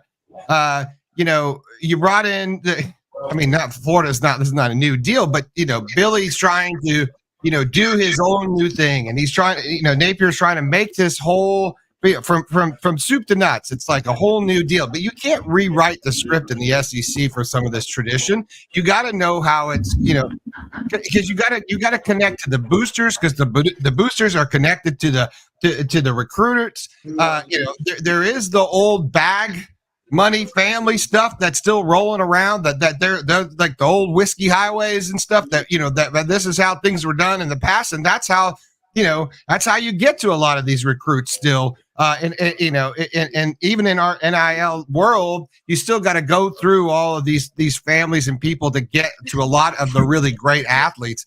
And I think I think that is a question mark. Or when you come in, do you know how to connect to that money? Because if those boosters turn on you, it's kind of what like happened at Florida. A lot of the boosters are not in on Billy Napier, and money's not so readily available right now. And that's why you can't go get the next guy, because although Urban Meyer said, the other day when we were talking about, him coming back and coaching again, he said, well, I got a call from one of my friends, and he said, Coach, are you ready to come back and do some recruiting like we used to do and go into families' living rooms? The guy said, no, it's not like that anymore, Urban. They just ask how much. How much? It remains to be proven, but my guess is that the sort of case study of how to do a legend succession plan will be Duke basketball. Duke's selection committee was one. It was Coach K, and then Coach K picked his successor, and then Coach K has gotten the hell out of the way. He's disappeared. Yeah. And I mean, we'll see how it plays out, but something tells me that's going to be the sort of the template. Kevin. I just think it's a little different in basketball because you got to field so many more players, obviously, in football. It's such a massive deal when you got 11 and special teams. You got all these different guys that you got to get. And you got to have great players. That's just it. You got to have great recruits. I don't care about the transfer portal. It doesn't. I mean, it'd be great. You got to have great young athletes that come in, and recruiting is always going to be a thing. It's always going to be important, and that's what matters, and that's what's always mattered in the SEC, and that's what's made the SEC great. And by the way, the greatest high school, I don't care what anyone says about any state, the best high school football is in Texas. It will always be in Texas. They're the best players come out of Texas. And now you got Texas in the SEC 2 times. So, it's going to be a lot bigger level of competition as far as recruiting is concerned. I cover recruiting. I mean, we do more business on recruiting down here than we do on regular season. And that's how important recruiting is to a lot of people. So I think it's going to be a big shoes to fill in that department. And a lot of people are trying to figure that out. Yeah. Kevin, you heard what they both just said. And man, give a little more of your take on the changes about a guy coming down from Washington recruiting today with NIL. Okay, think about this. In a bowl game, look at all the turnover going on down at Auburn. What do you know about that? I mean, has anyone else left today? I hadn't checked. But man, is Hugh Freeze just saying, okay, this is an opportunity for us to jump on and do something special? But what's going on there at Auburn? But think about getting ready for a bowl game in December, like Auburn or any other coach. You got to deal with the portal opening up, NIL, the early signing date in December. Those coaches get paid a lot of money. And the worst thing Hugh Freeze has done is come out and say, I didn't have the team prepared for the bowl game. And it sounds like there was a lot of other crap going on up in Nashville on Broadway with that football team. They ought to be, a lot of people held accountable for. And ultimately the head coach has to be held accountable. Yeah. Look, you can put out all the carefully crafted, with the advice of lawyers, statements that you like. But when 2 former players on the staff leave within 24 hours, one of them among the top, 3, 4, 5 most popular players in Auburn history, Darnell Williams, Zach Etheridge thought highly of also. When they leave the way they did, it's not because they left to pursue other opportunities. Let's just say that. And Rob, I know you probably have some insight into this as well. Yeah. Really, what I think I know, there's a difference between what I think I know and what I can say publicly, what I can report. I mean, that's always the case for any journalist. And I'm not going to get into things unless and until I can get to a point where I'm as certain as possible. But it's not a good look. And it does come back to the head coach. Yeah. He is the one that's responsible for setting the tone for the program, for putting the staff together, for getting the most out of the staff. And if something goes wrong with a staff member or 2 or 3 or 4 thing, and they have to make a change, then, that's on you. Okay. Yeah. So there are still, and I don't know that the real reasons, what I believe the real reasons for those guys leaving will ever be made public outside of, Twitter or, some fan message boards, but it's just not a good look for the Auburn football program right now at a time when, if they are all pulling in the same direction, which is a rarity at Auburn, as you know, if they can get everyone in the same direction, this is a prime opportunity for Auburn to take a step up in the pecking order of the SEC. The problem is, as Brenden referred to, it's harder than ever. Winning the SEC is going to be harder than ever from this day forward, with Texas and Oklahoma coming into the league. And Auburn, let's be honest, they just dropped 2 spots lower in the pecking order. Yeah, Texas and Oklahoma coming in, and they're going to have to fight. And they're already in the lower half of the league. Let's be honest. And the the Georgia game, the Alabama game, those were mirages. That program's not ready to challenge those programs for SEC championship. Yeah. Let me say this: not good stuff happening at a time when Auburn really could seize the moment. Yeah, and I want to give you credit. I mean, and that's what we have on this show, the First Amendment. But you're also responsible, and you have restraint to say what I think I know. Yeah, it's trust but verified. That's why I love having you on, Brenden, Dave, and I'll just say this: as an Auburn grad, Auburn man, I'm sick and tired of the excuses by Hugh Freeze. I mean, I'm so tired of I just didn't have the team prepared. Well, by God, you get paid $6.5 million a year. I don't want to hear it. And all this stuff about the bowl games don't matter. They're just exhibitions. Don't spare me that. And unless you're making the tickets free, hey, everybody come to the game. We'll comp you on your travel costs, your hotels, your food, your wear and tear. And any married man knows during duck season and football season, you're away from your family a lot. And, man, I'm done with it, Freeze. And I have no power, but I do speak to a lot of Auburn people every day. Some of them are contributors, and they're sick of it too. And I'm telling you, this guy's career at Auburn, it will be short-lived if he can't get it together. You've got a staff, some potentially just ridiculous things going on. You better get control of it, and you better do it quickly, because Alabama right now, here's an opportunity. They're going through a coaching transition, and you've got a fire every other day down at your place. You got to be – I mean, Dave, from your military going to West Point, being in the Army, a second lieutenant comes out of college, ROTC, West Point, whatever. You're strong until proven weak by your men. That's the way it is. One guy in your platoon goes out and gets a DUI. The second lieutenant gets all the heat. Whose fault is it? You know what I'm saying? Leadership. Leaders eat last. I love your quote on that. But Kevin, I love what you said. And I'm looking at all these coaches. They get paid all this money, and they don't even have control of their programs. Stop the excuses, Freeze. I agree with Kelly Leak. There should be no more excuses. Instead of bitching and moaning about having to go to Cal Berkeley, he should have come out and said, what a great opportunity to take this Auburn brand across the country and our fans to go to the Bay Area and see all this and play a proud Cal program where Jared Goff, Marshawn Lynch, Steve Bartkowski, among those players. We have an opportunity. This is exciting. Tony Gonzalez. Yeah, and he bitched and moaned about having to take the – well, I just don't – I mean, look, I don't know Freeze. I don't know him. I've never met him. I know a lot of people that do, and I really don't give a damn how much you like him or not. If you've got to take responsibility and quit whining and making excuses. I know you got to work hard, but you know what? I can go find you a Ranger, an E1 out at Fort Benning, who's getting about $19,500 a year, and that son of a gun's up at 5 a.m. every morning, and he's the first to know and the first to go.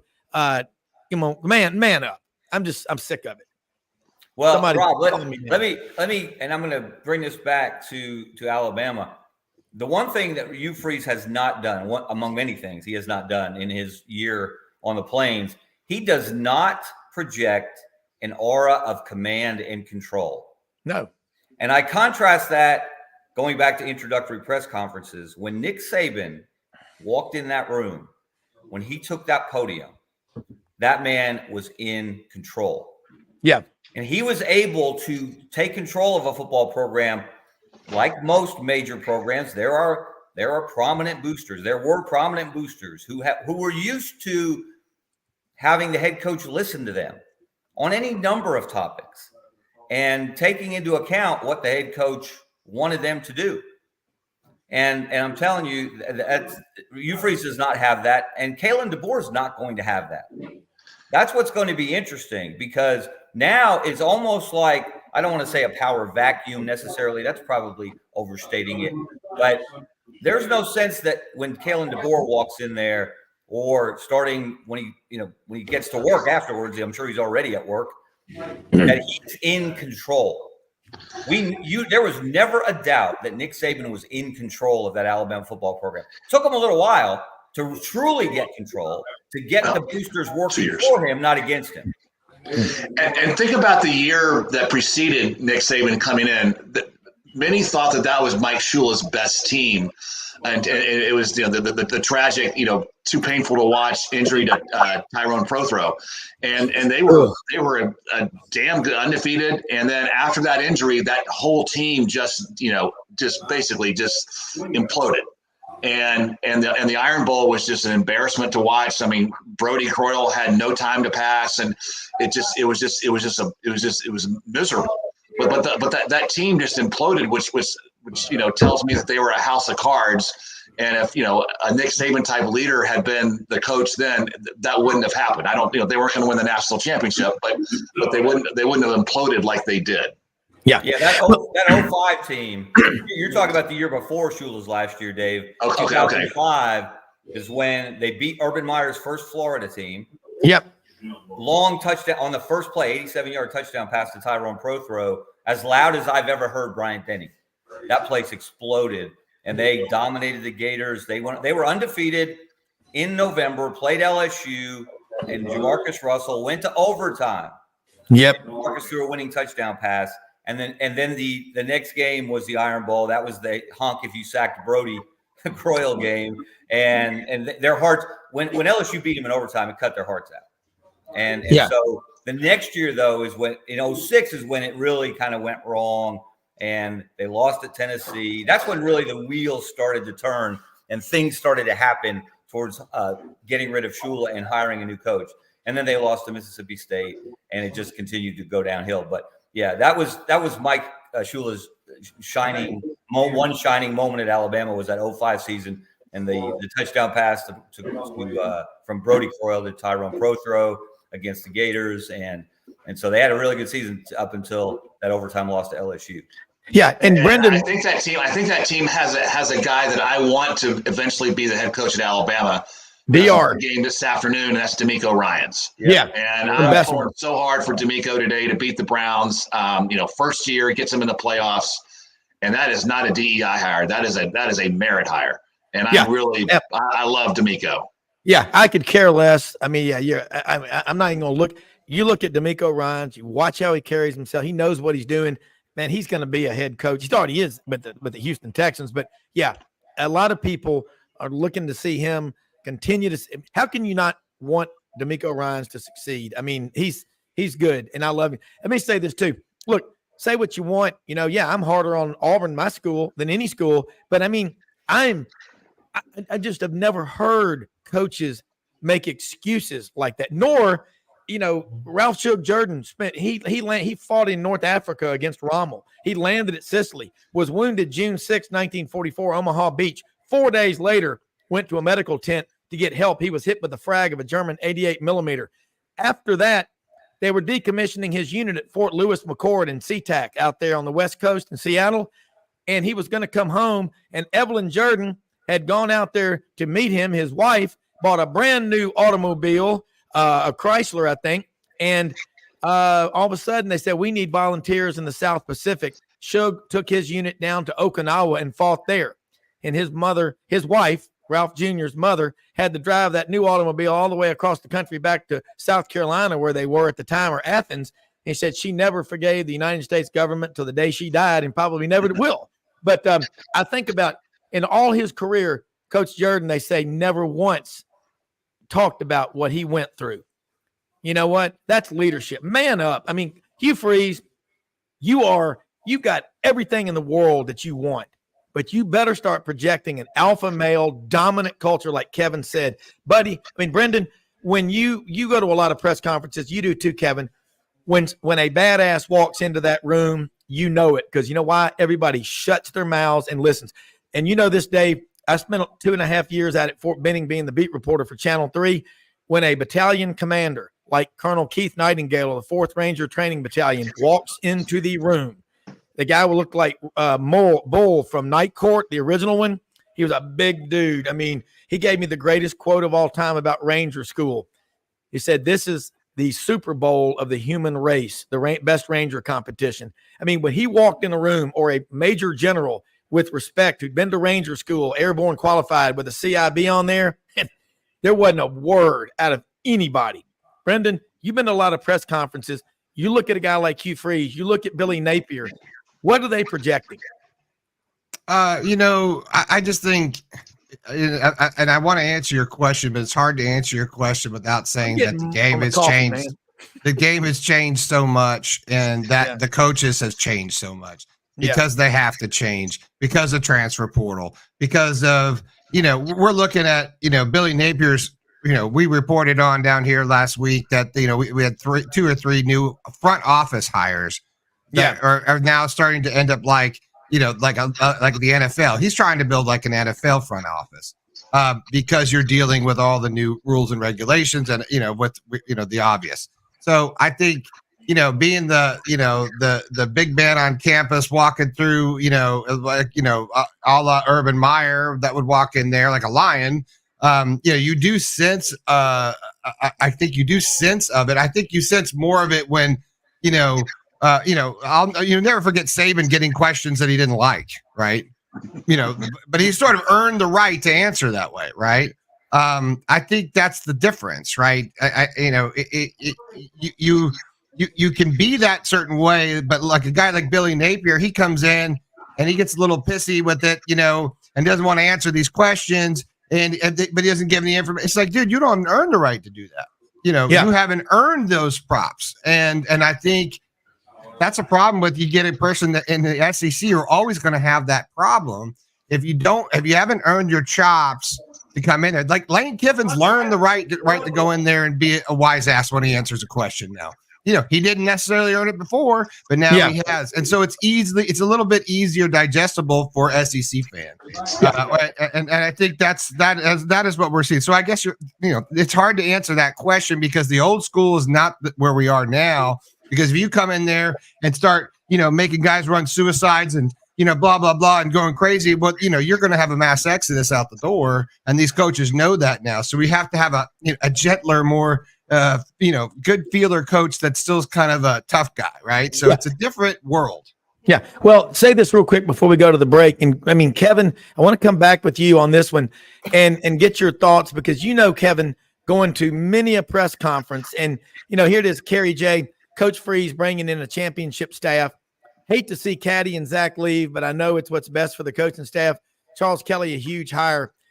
Honestly, I know this sounds crazy, but Charles Kelly was just voted National Recruiter of the Year. He may be the most significant hire of an assistant coach at Auburn, defensively at least, since Bill Oliver in 1996, the man from Epps over in the Black Belt. But I think it's a big hire. I want to get your thoughts on that. But all I can say is, that's my school. I want Auburn to succeed, but I'm just so tired of these. I don't want to hear excuses. Give me results. Next year is here. Go Tigers. That's kind of where a lot of people are. And Jason Caldwell, Auburn Undercover, said, I've never seen a time where you can so quickly turn things around to get up toward the top or on top, but also how quickly you can lose all your money at the craps table. That's what's going on now. We'll be right back.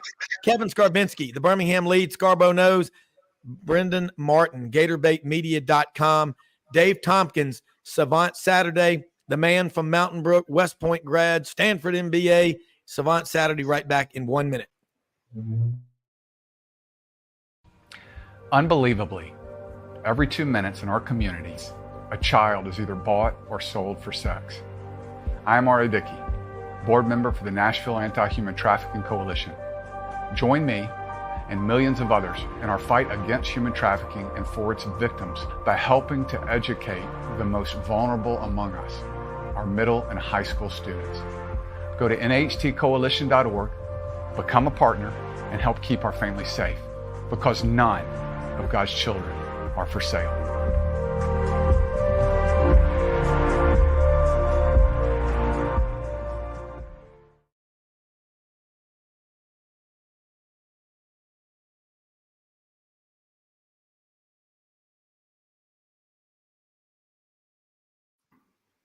Okay, we're back here for the final segment on this Saturday. Do yourselves a favor, get out to Hewlett & Dunn Boot and Clothing Company on the historic square in Collierville, Tennessee, hewlettandunn.com. Everything you see on Yellowstone, they got all those clothes. Pendleton, Schaefer Outdoors, over 7,000 pairs of men's and women's boots, largest collection of duck heads I've ever seen. Pants, shirts, polos, long sleeves, button downs, They've even got blazers, vests, jackets. They've got STS luggage and outdoors. They've got Filson. They're the second largest Filson dealer in the Southeast. Filson luggage, all the Filson jackets, pants, shirts, sweaters. They carry the full line of barber clothing. They've got it all. And the Rock Mount shirts, you saw Elvis wear them on stage, Ronald Reagan, Bob Dylan, Robert Plant, you name it. I'm not sure, Jeremy Johnson wears them, but I think he might. But they've got so much cool stuff out there. Charles Hall and his wife, Laura, and Raven, everybody, they're out there Monday through Saturday, 10 a.m. to 6 p.m. Kevin, we keep going back to this, but these coaches, if they can't handle the environment that they're coaching in right now, then I suggest they go to the mall and get a job at the pet store or something. I mean, they know what they're getting into. It's like when America started sending troops over to Kuwait in August of 1990 in the war. CNN was interviewing some college kid in ROTC, and he couldn't believe he was being deployed. And they said, well, that's what that scholarship was for. But why is it that so many of these coaches are not able to manage? They've got more support staff. Is it maybe they've got too many people in the kitchen? Somebody's got to take leadership.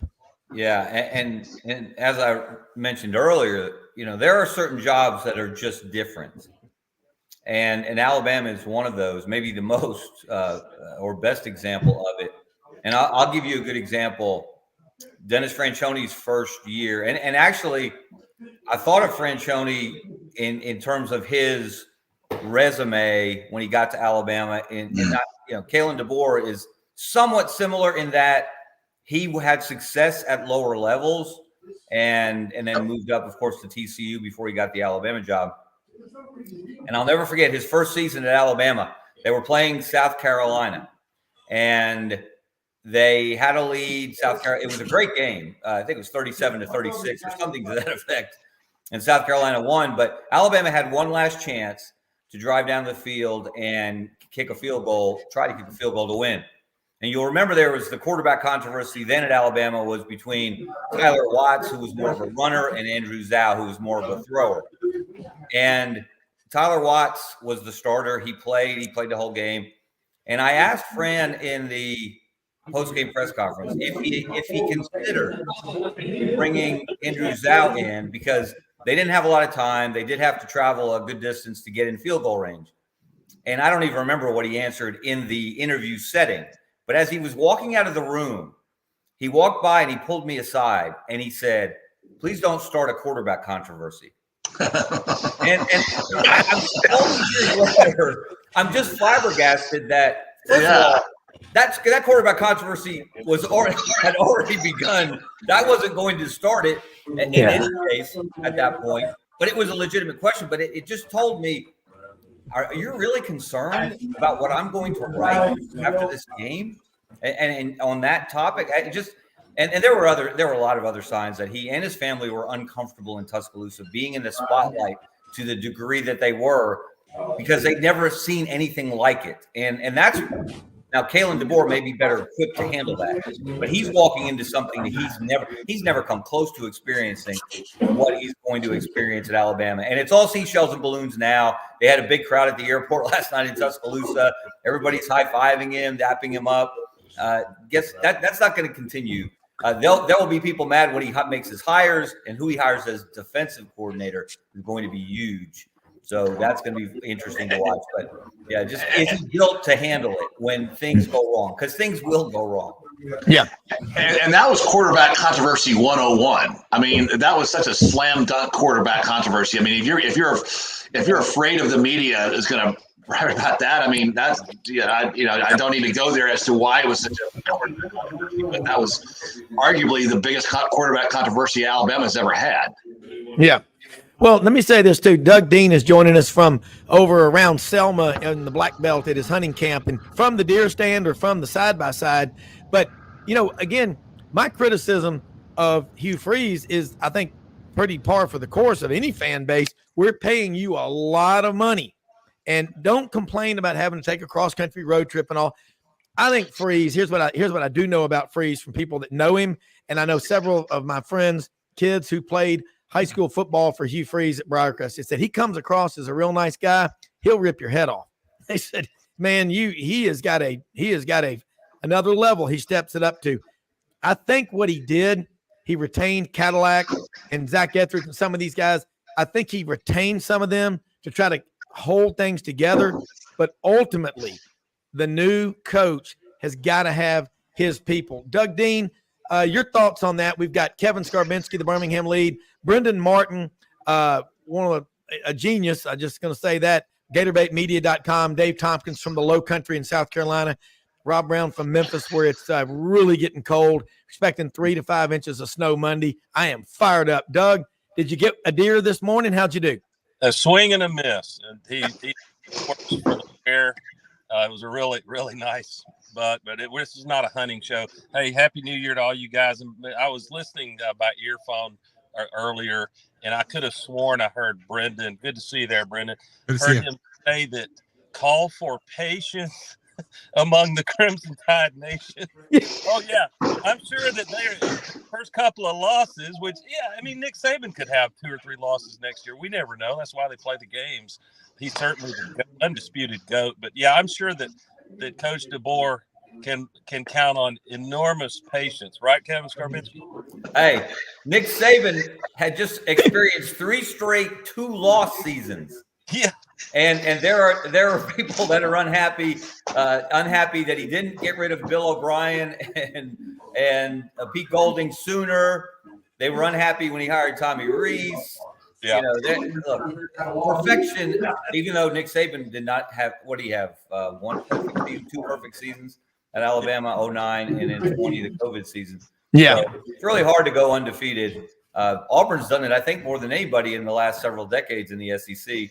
But there will be no patience. There will be no grace period. There will be no honeymoon. And if he goes 8-4 next year, then there are going to be a lot of people very angry and believing. And that doesn't mean they got the wrong guy, by the way. Let me say that. They could go 8-4. They could go 6-6 next year. Doesn't mean they got the wrong guy. Now, if they do go 6-6, maybe it does. The talent they have on that roster. Let me hasten to say that Brenden was right. Everything Brenden said is spot on. And there pay for entertainment value, but there's a very high IQ football and rational segment of Bama Nation. I think if I had to guess, I don't mean this to be unkind, I don't think it's a simple majority. That's probably 20 or 30%. And they understand that it's, even if they've been sticking around a bit, there's a case to be made. We're not going to see an undefeated SEC team very likely going forward because they play more games and it's brutally competitive. I want, before you run out of time, Rob, the main thing I'm going to convey, which may not be what just any Auburn fan would say, but I've had a chance to reflect on it. And I really do mean this sincerely, not snarky. I'm grateful for Coach Saban, and I'll tell you why.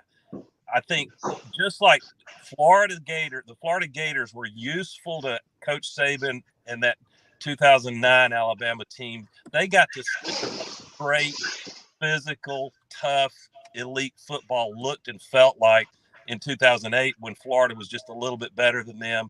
And my guys, the Auburn Tigers, I truly believe if Saban doesn't come to Alabama, Auburn doesn't win a 2010 national championship. That's hard for people to really understand what I'm saying, but you have to see what that great football, great recruiting, great player development, great systems looks like and imitate it a little bit.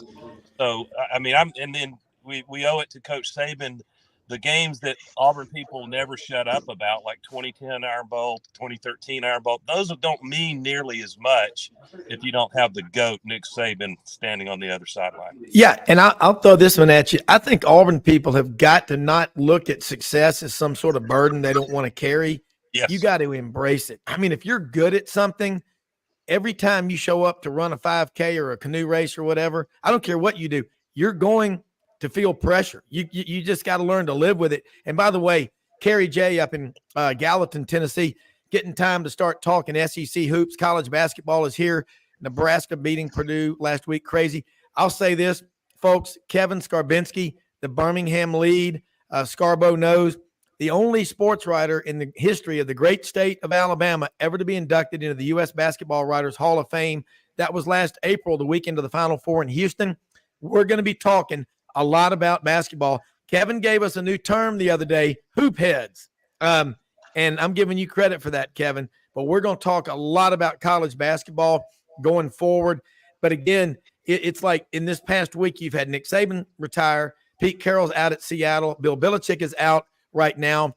A lot going on right now in the sports world. But don't worry, we will be covering a lot of basketball and college baseball, recruiting. But big story like this, I mean, what are you supposed to do, guys? Not talk about it?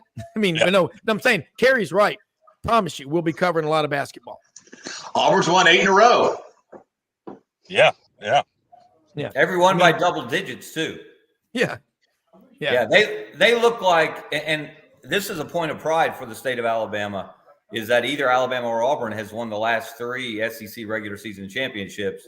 And I wouldn't be surprised and I would give Auburn the edge right now if that doesn't continue. Because Auburn and Alabama, despite its overall record, they're both on the short list of the best teams in the SEC this year. Yeah, and Brenden, about Golden down there at Florida, Franz Beard said that he looks at 3 things: layup percentages, 3-point shooting percentage, and turnovers. Franz is going to correct me because I know he's watching the show right now. But basketball in the SEC, after Kentucky, there's no program with more national championships in this league than the Florida Gators. As Mick Hubert would say, "Oh my Gators!" Yeah, well, Mick's retired now.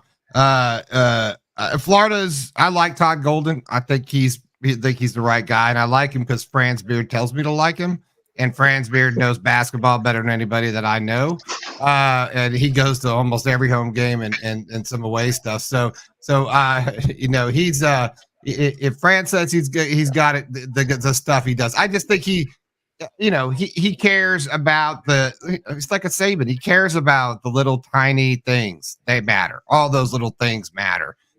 Winning early matters, right? I joke about, hey, I don't want to talk about basketball right now because it's not March and I just want to talk about football because, Florida will always be football. I mean, it's like we watch the fan base go, right after, that National Signing Day in February, it's like, nobody cares.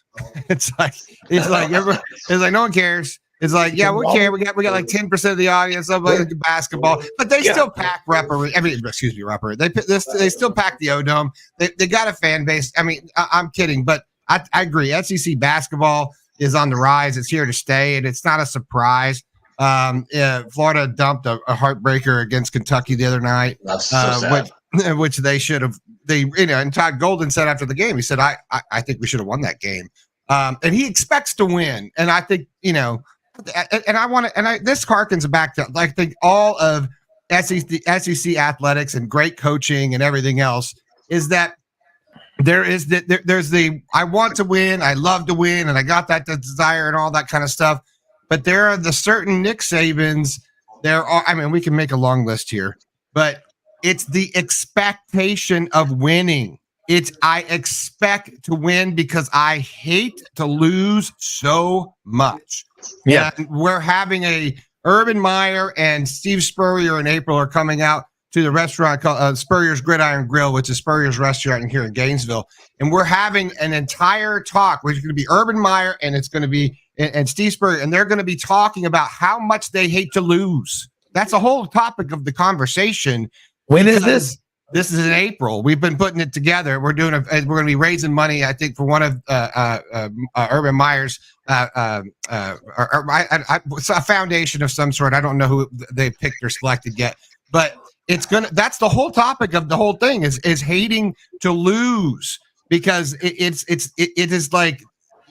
kills these guys to even think about losing. They can't even talk about, either one of them can't even talk about losing a game from 10 years ago. They have a hard time having that conversation because that's the expectation of winning. It's the culture in the SEC. It's the culture that these coaches are responsible for. It is this, coming from these, that's what Nick Saban expected constantly is being a champion.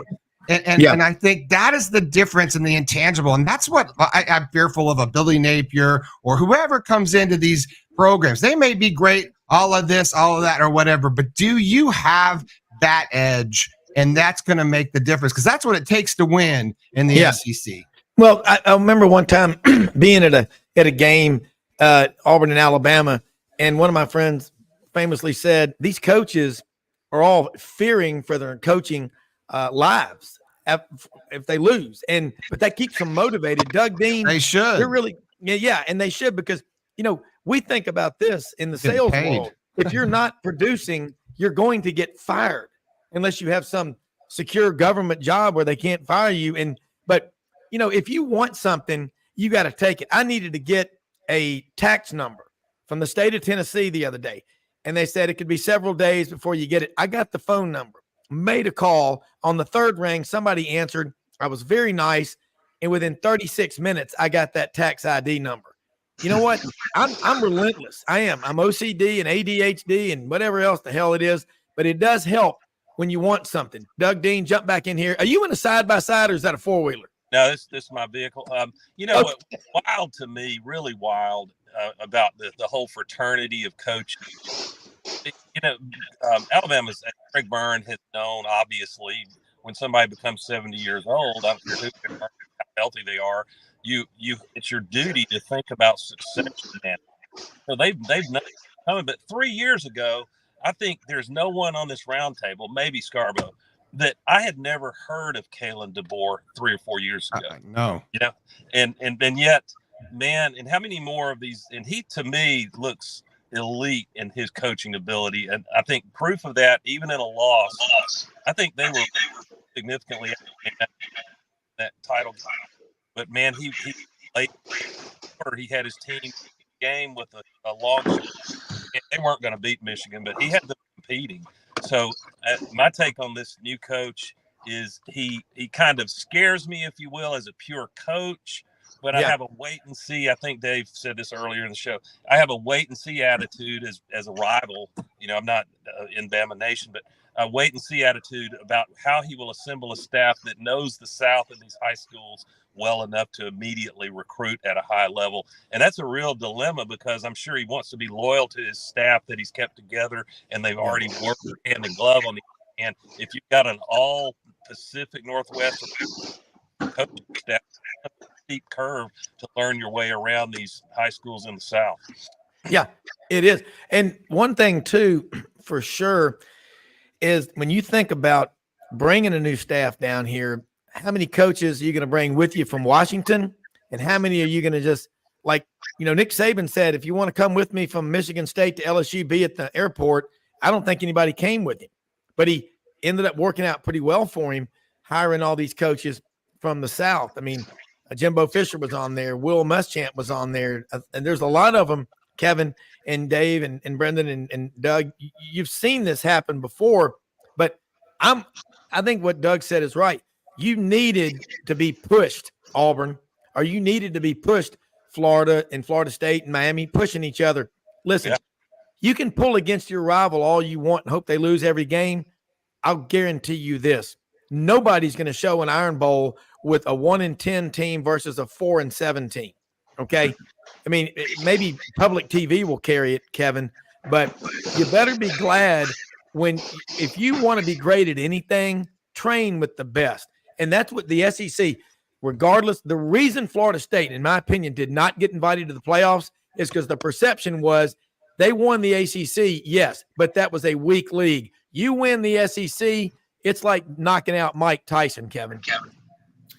Yeah, and it's only harder than ever now with 16 teams, with 2 elite historic programs in Oklahoma and Texas joining the crowd. And Texas, they're not back in the sense that they didn't win the national championship, but they're closer than they've been in a while. So Sark's got that thing in really good condition. Brent Venables made a nice leap forward his second year at Oklahoma. Yeah, it's only getting harder. And that's why this is a time when Alabama could slip. It could slip significantly depending on what the other programs do. That's why, as Doug mentioned, the staff that Kalen DeBoer hires is going to be so important. And again, that defensive coordinator position, he's an offensive guy. We've seen what his offenses can do. But can they play the kind of defense that Alabama expects to play? Yeah.